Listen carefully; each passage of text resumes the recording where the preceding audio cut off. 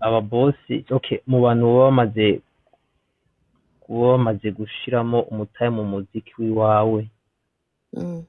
bo bamaze kunguka iki Notebye nakubwiye ko atabahari abandi bantu bari outside batari team yanje jewe team yanje mse abantu batatu babiri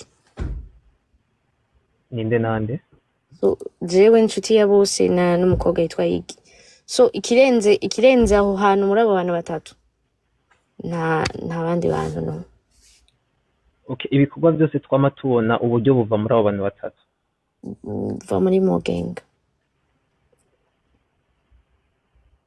rero jewe ndakubwiye ngo nta bantu nzi beinvestisa mu muziki without wanting something back jewe ndabihagarara ko cause iyi myaka yose I've been you know nta wundi muntu yashizemo ukuboko rero I don't know niyo mpamvu ivyo bindi bintu ntavyo ntumbaze mugabo icyo nzi coco nuko there is no one investing without wanting something back kubera ko nayo mahera nawe think of it abariko arayashira mu kintu umuziki ntuzimbutse ku buryo bufata amahera guco ngo uratereye ahantu ngo rero ngo nta yindi nyungu ushaka no go on. Okay so the next question nago ari like nago ari must kwa yishura mugabo nagomba tukumenya like nkuko umaze imisi ubibona hariyo like a big fight between Billy Man Boys na Ntuze na DJ Paul. Ibi ntago biri related kuri your music mugabo nkeneye kumva ide ubifise ko canke ubicu vyibazako tuko tuganira nk'abantu basanzwe ntago tugiye gufata kote tunagomba kubaza wewe DJ Paul mubona nk'umuntu muri music industry kubera turazi yuko music yanyu mukora mugikora kugira ngo muronke ico muyikuyemo kuvuga wembesije nk'amahera menshi ntagaruke urumva n'ubunje usanga nyene umva business ari kigenda bya DJ Paul twaba tumuzi nk'umuntu yemvesisa mu baririmbyi kugira ngo bagire aho bigejeje nabagira aho yigejeje so eske kuvuze ngo abaririmbyi ngo tuba dushaka ngo kugira ngo tugarukane amahera tuba twashizemo eske Paul niwe yagarukana oya no nuko sinzi question yanshinzi ko ari kurayitawara bya mugabo I don't know je nashatse kuvuga ati arafasha umuririmbyi agira aho yigejeje nawe agira ico akuyemo niko navuze bose baronka ico bavanyemo muri iyo business nimba ari ico yokuramo nimba ari promotion y'ibikorwa vyiwe canke if there is money amahera avamwo performance y'indirimbo baba bakoranye ku ma stage nabone agira ico akuyemo n'umuririmbyi agira ico akuyemo niko nashatse kuvuga I don't know if DJ Paul abikora gusa just for fun or abikora nka business abakeneye ikintu akuramo I don't know I'm just asking so nashatse kuvuga ati si DJ Paul afasha baririmbyi nibiki je nagomba kumenya we kuri on your side DJ Paul wowe muri music industry mubona n'umuntu amazi ki muri music industry umubona nk'iki muri music industry ucunyishirira hamwe avuyemo hofiki nyuma tacofa naho navyo no bitubwira umubona gute muri music industry avuyemo ubona hofiki first of all sabasani bose bakoranye na Paul sabasani bose bakoranye na Paul and muri abo basani jewe ndimo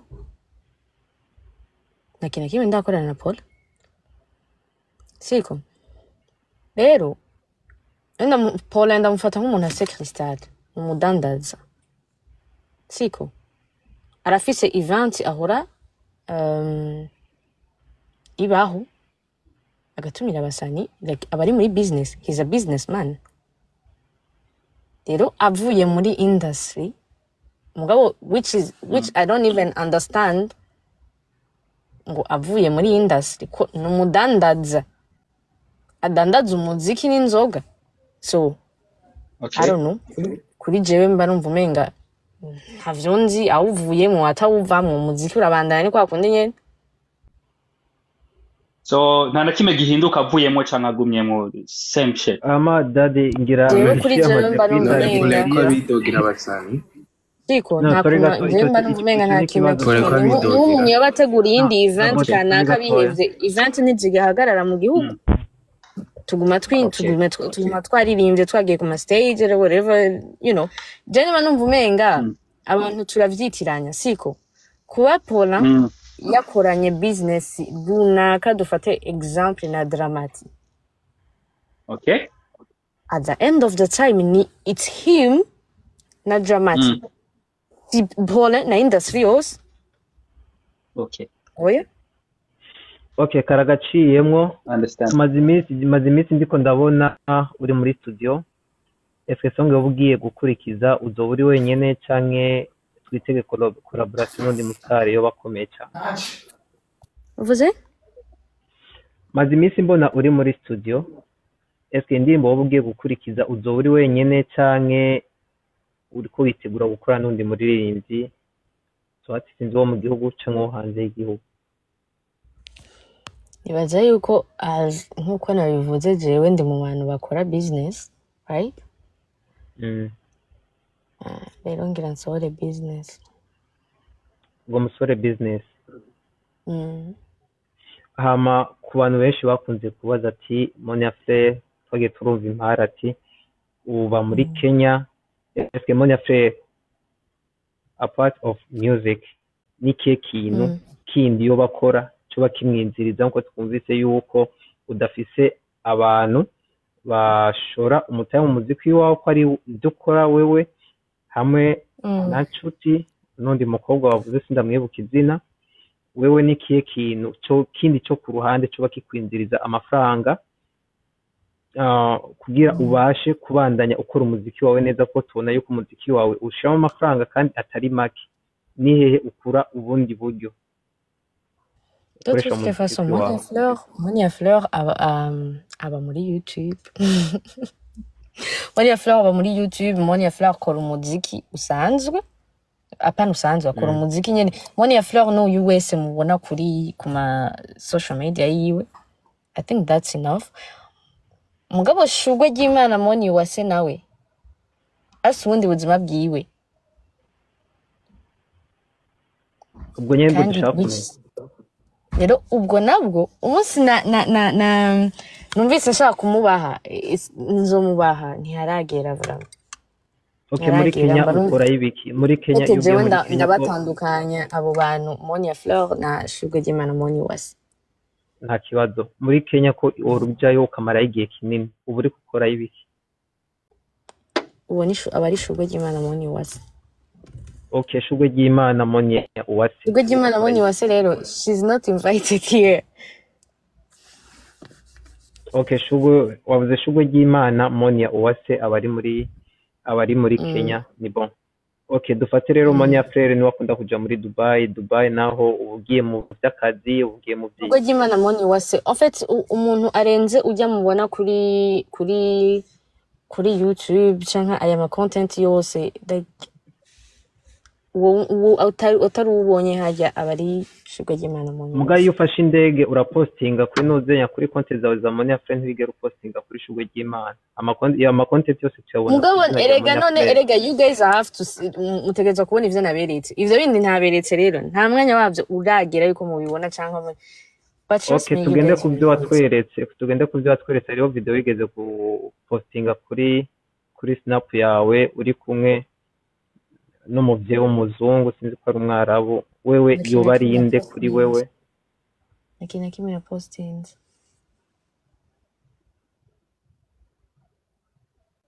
Okay, kuri ya video iyo video nimba ari video nimba ari ikisida nayo postinze. And kindly I'm here to talk about music, which is biri umuziki. I will just go. Turi kubaza ku bibazo nyine by'umuririmbyikazi wacu dukunda, abantu nyine bamenye. Umuririmbyikazi wanyu ni Monia Fleur, kandi nibaza yuko ni Monia Fleur si Shugwe ry'Imana Moni Uwase. Ivyo numva nshaka ko hagera ko ndabibereka canke ndabibabwira, I will post it iyo bija hose. Okay, ndashobora Okay. Sorry, reka mbaze kwanza kandi ndashobora kwisanzura mu kukuha urusaku canke kubimaze imitsi ivuga kuri no mihanda. nimba hari ico bivuga ko canke utobivuga ko it's fine nimba ari n'uburenganzira bwawe ivyerekeye umuziki I can talk about it ngabo nimba biterekeye umuziki you know ntivyerekeye umuziki ariko vyerekeye Monia Flair kandi tukaba tuzi yuko umuririmvyikazi umuririmbyi umuntu amaze kuja muri nozenya amaze kuba umuririmbyi uri star mu Kiswahili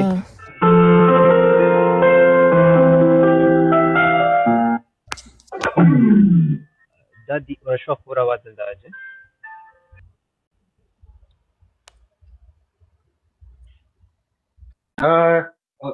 numva Monia Flair akeneye ko tumubaza ibintu bijanye na music career yiwe in general.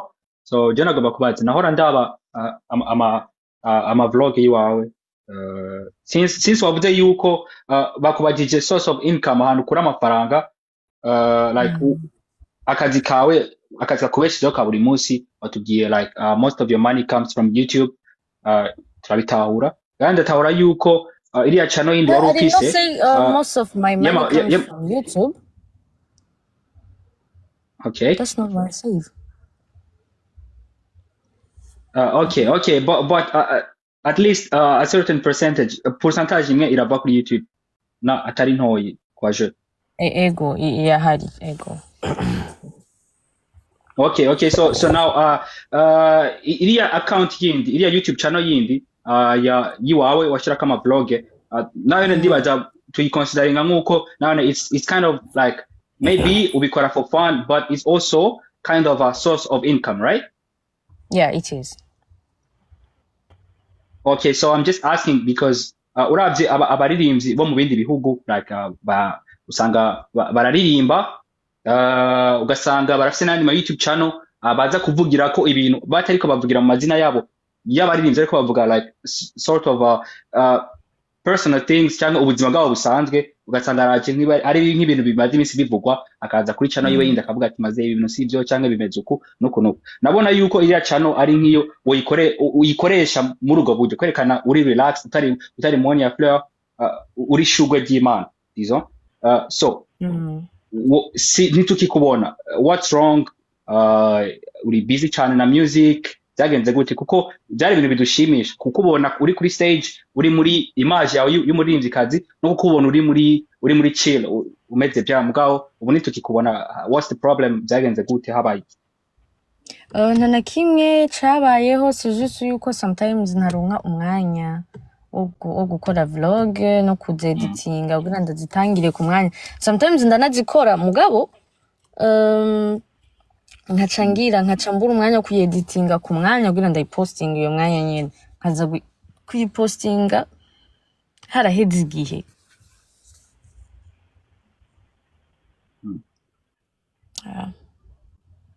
akandi kabazo okay, understand. So sorry gatoya Daddy owe nka Monia Flair ku bibazo twagiye tubaza wasinze mu bibazo byinshi ese kuba utariko urishura bimwe mu bibazo wagiye urabazwa kandi nabona yuko atari ibibazo nyine byari bisaba nyine kwisanzura n'ibintu bisanzwe ku muntu w'umuririmbyi ntubona yuko uba uriko urasiga like mu bantu bagukunda cyangwa mu bantu bagukurikirana cyane ukabasigamo ama question mark kandi ku bintu wenyine wari ugakwiye kwisanzura ukabibahera umuco udasanzwe uyu muco ntubona yuko baca batangura kwiyumvira ibindi bintu bitari byiza kuri we kandi iyo uvuga ijambo nta kimwe barafise uruhusha rwo kubyumvira ko ivyo bintu please go ahead and do okay kubera yuko urazi none at the end of the time twese turakwiye gutahura yuko umuntu arasa ubuzima buri privé bwiwiwe urumva kandi umwe wese arase personalite yiwe simpaka ikintu cyo cyose I don't know singe nshaka kukubwira wowe urashobora kubona umwana aguye dufate umwana muto yaraguye wowe reaction yawe ikaba yo kuja kumusanganira yo bayiki uyondi nawe kwera ko yizera yuko niyaha iyo attention uwo mwana acarira agacarira birahijya so umwe wese rero ni arase personalite yiwe yingene hari muri context nenga ndavyoka neza hama jewe nibaza yuko tugaca tubigerana n'ijya yindi hagiye gusohoka unanipenda muri irya anye irya video yacisohoka ofite birakononera ishusho nk'umuririmbyikazi sibyo ariko jewe en fait maze nabivuze ko ata blues nkora is just a content en fait hariyo difference ya none nubwo blues. warayikoze sinibaza yuko byemera ku mugaragaro ariko ibyo nyene ikibazo ni mu gihe ushatse kunyemeza ikintu which is not true. Hariyo content hariyo na buzz siko hariyo content na buzz ifa gutandukanya ivyo bintu bibiri. Jewe nshoboye gucreate content hama ukacifata nka buzz na content biratandukanye. dusigurire rero difference kumbure twebwe jendi njiji Oya ntaco. oya ndakusigurire Nsigura ko niko kazi kiwe ngira ngo kubera ko we mu bantu umwanya munini nya kuri live azobibasigurira ababwire ayo ma difference yose ingene ibintu bigenda no yego hama mugabo anseta imbere ko nza kuri live narinda ahantu mu nama rero nibaza yuko jewe no subirayo utaragenda gamonia Junior sinzi ko uduza rija akabazo kiwiwe hama Monia akabandana n'imirimo yiwe vyariko arakora ya ubidukundiye sorry gatoya ubidukundiye je nzi yuko ikiganiro twagiteguye sinzi yuko ariko ntaco bitwaye sinzi ko twongera umwanya mutoya kumbura ari abantu bari bahari nka 10 canke 5 bagende barabaza ikibazo kimwe wowe ubwize neza turabigusavye nyine mucubahiro cyane jewe nibaza yuko vraiment en fait nari namubwiye inshuti ko nza kumara 10 to 15 minutes mugabo nayirengeje cane gose. So Monia next time I would come back. Twihanganire Monia. Lydia karibu. Okay, hama nashaka ndakubaze kabazi kanje kambiri mu ndirimbo zawe uyandikiye canke utiyandikiye bihora bishika ukabaza nk'amajambo y'ikirundi ubaza uririmba ukayabaza ico asigura ja yego ndayabaza ayo ntashoboye gutanga mu ndirimbo yawe hayi oraririmbye ngo gakamagire nibiki bisigura iki gukamagire gukamagira nanje ico kirundi ndakizi guco nyene mugabo ngerageje kugishira mu kirundi coroheje niko gotomera. It's all about drinking like gukamagira sinzi ni kirundi gisanzwe ari gukamagira ni kirundi nyene. Okay. Jeni bazari gutomera bagishize mu kirundi coroshe kugotomera ego. Okay. Hama mu kibazo ni kimwe kugira duhe umwanya abandi bari hasi neze ko modukundira kazozundi mu kimwe ya kuva n'umutumire yaduha umwanya mutoya. Okay. Umwaka urabona umwaka aho tugeze hagati y'umwaka any album or EP muriko muradutegurira muri iki gice c'umwaka gisigaye muri Morgan? Oya indirimbo zingahe? Nibaza ko turasigaje 2 canke 3 guca depends. Harimo collab canke n'amasingle? Harimo collab. Okay, babarire mbaza akabazo kaya nubwo banjaniranije biraboneka yuko mufinye muri close cyane na manager wawe hamwe na famille yiwe ndavuga umugore wiwe abo bavukana mbega nibihora bishika abantu bakavuga dufate nka manager wawe n'umujene marié bakavuga ushobora kubugendana na manager wawe musokana kwa eske iyo bivuzwe uvyifata mu gute dusohokana none nshuti turasohokana n'ubundi iminsi yose genre akurya mbe claire ibyo basi bintu nibaza yuko maybe it can come from umuntu atatuzi mugabo uwo umuntu atatuzi peut-être ngira ngo niwe ashobora kuvuga gutyo mugabo uretse n'ivyo simpora ndanavyumva jewe mugabo madamu wiwe canke abantu batwegereye hafi bajya abantu nyene bumva nyene ashobora kuvyumva bikamubabaza uyo muntu most of the time ababizi neza ko ivyo bintu atari ivyo rero jewe n'ukuri as long as ikintu kitariko sinzi ngene jewe meze n'ukuri wowe urumva iyo umuntu ashatse akora ivyo urumva wowe uvuga ivyo ushaka as long as jewe bitariko birambangamira n'uwo wundi bitariko biramubangamira ni ijambo rimwe bitambangamiye inshuti bitamubangamiye umugore we bitamubangamiye famille ya inshuti atawo biriko birabangamira canke famille yanje rero it's fine kubera ko ibyo bintu si ibyo merci beaucoup Lydia reka tuduze undi muntu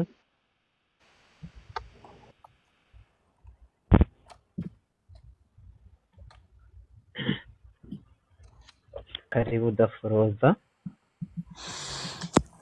Ego murakoze cyane bon mukanya Roki gacho tukuduza Daforoza ranga nagira mbanze ndamuramutse umutumire yambo cyane muni yambo hama Jesse kibazo ahubwo ni intererano nashaka kuguha uwundi munsi mu gihe uzaba wemeye gutanga ikiganiro nk'uku unye uzoze wumva ko uri prête wo kwishura ibibazo byose abantu bashobora kukubaza kubera ko hari ibiganiro hari ibibazo bimwe biba bikenewe kumbure ku bafana biwawe bagukunda kandi bagukirana misi yose rero basizemwe amatiku ni nko kuba utabahaye umuco umeze neza ngaha kuri TikTok ntibajyana ntuzugire ikibazo tugutumiye ngaha kuri kano gacanere kacu ngaha anye twikomejeko nukuri uzoze wisanzure ubusante areze nta numwe azokurya kandi yego ndabitahura ubuzima bw'umustar harimwo bimwe umuntu ataja gushira ku karubanda ariko sero n'ivyo abantu baba biboneye kandi bakabona ko ari visage yiwawe ndibaza bari kubajije ko vyoba vyiza ugiye urabaho umuco nuko murakoze uraje none ndakubwire Daforoza iyo zina sinzi impamvu ryanyoheye Daforoza mugabo wantrete Vete urazi si ibintu vyose mba ndisanse kwishura just ibintu vyose mba ndisanse kwishura nari naje ngaha kuvuga ku vy'umuziki nyine gusa rero ivyo bintu bindi jewe sindisanse kuvyishura kubera ko ngira ngo bajya nyene baba babibabwiye canke ajya amatika aho yaba yahereye barashaka kubibandanya bigahera kubera ko jewe natanguye ikintu natanguye kubabwira inkuru sindayimare amakosa yiwanje muga you can just ariko nawe kugira ntusige nyene amatiku mu bafana bawe amatiku cije mba nayatanguje no kurimba numva umenga sijewe ntegeza kuba marira okay murakoze je karako yari intererano Morning Burundi Uburundi burake